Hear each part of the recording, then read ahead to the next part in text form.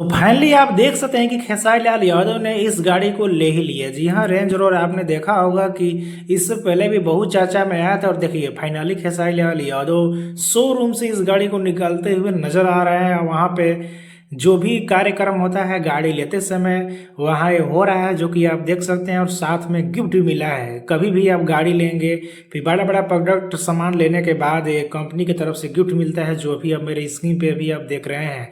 खेसारी लाल यादव के पिताजी हैं, पगड़ी बांधे हुए हैं। देखिए उनके लड़का है ऋषभ यादव और साथ में खेसारी लाल यादव। और जो ये दे रहा है शायद उसका ऑनर या फिर कोई होगा व्यक्ति जो है, जो इस फोटो में भी आप देख रहे हैं।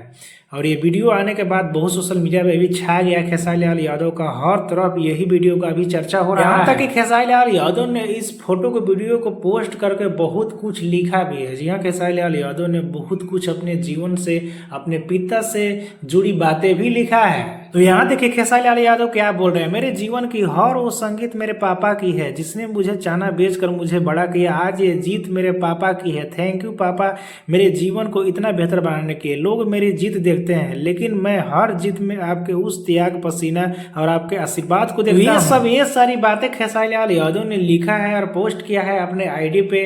और वीडियो तो आपने देख ही लिया और अभी भी देख सकते हैं खेसारी लाल यादव ने वहाँ के वीडियो को टीम के द्वारा शेयर किया गया है, जो कि बहुत वायरल हो रहा है और बहुत ही खुशी की बात है।